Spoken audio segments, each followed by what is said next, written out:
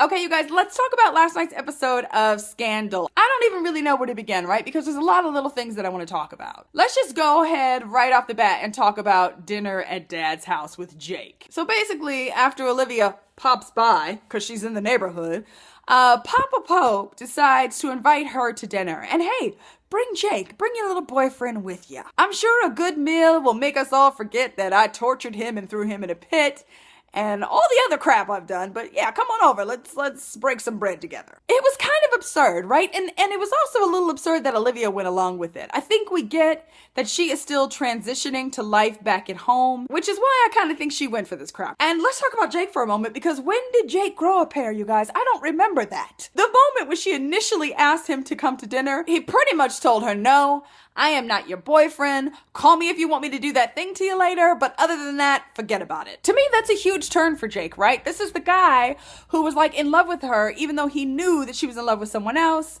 He still kind of put himself through the pain of staying with her. And it seems like he's kind of growing a thick skin, and that he's realized like, hey, if you're going to be in this to get things from me when you want them, then maybe I should do that too. In the end, he does agree to go to dinner with her, but I don't think it was as much for her as it was that he wanted to confront Papa Pope. So Jake basically finds Charlie, gets the full story about what happened to Harrison and Adnan Salif, and comes to dinner fully loaded. I mean, like guns blazing and ready to go to battle. Olivia has to step out for a moment to get a phone call, and that's when it goes down. And it just was a fantastic scene. I always love it when Papa Pope gets like revved up and starts monologuing. It's just really, really good. The best part too was when he picked up the knife and like slammed it into the table, and it was literally like right in between Jake's fingers. And Jake didn't even twitch. It was like Testosterone Fest 2014. From that scene, I'm getting that these two are going to be one another's nemesis this season. Poor Jake, because I don't know how long he's gonna last. My money is always on Papa Pope. I feel so bad for Olivia because you get that eventually she's gonna find out what her dad did. And I don't know, you guys, how much worse can that relationship get? Let's talk about Quinn for a second, you guys, because something magical is starting to happen on this show.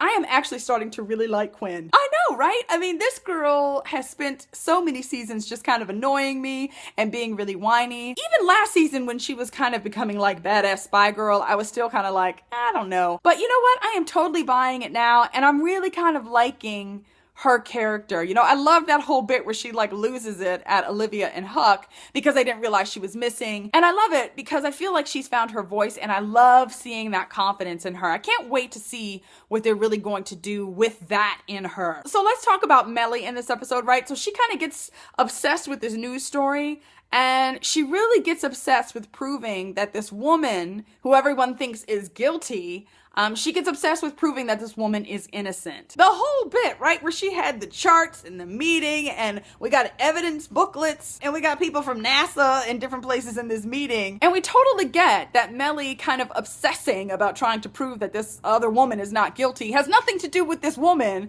and has everything to do with Melly. I think Melly is looking for absolution for so many different things in her life, and she's trying to prove her own innocence to some degree as she argues, and it was just deep and deep and deep, you guys. Let's talk about Cyrus, literally for maybe 10 seconds, and all I'm gonna say about him is that he's an idiot, and that he is falling right into this woman's trap, and I don't like it. I don't like stupid Cyrus, and I have a feeling it's happening because he's sad, so he's kind of off his game. I'm gonna need him to get it together.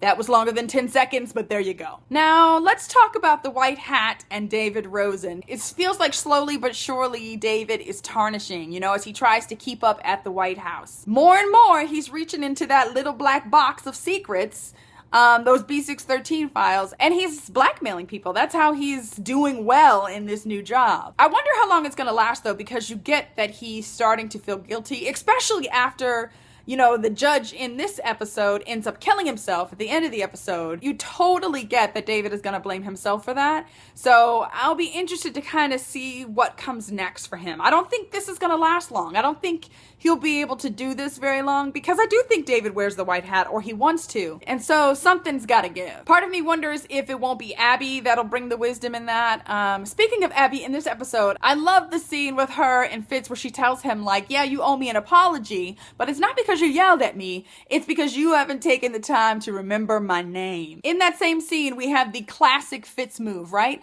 That's him going to somebody who knows Olivia and going, how is she? Have you seen her? When did you see her last? Tell me how she's doing. It just feels like we're falling into our same old pattern. I get from the previews next week, it looks like there's finally going to be a face-to-face between Olivia and Fitz. And I will continue to say that I'm hoping that we're going to see some different things in their relationship this season, other than their normal pattern. I mean, I don't mind the crazy, because love makes you do the crazy. I totally get that. Now, I say all that, and of course, I can't wait for next week when we actually see them face-to-face, and it seems like they're going to have like a pretty hearty conversation.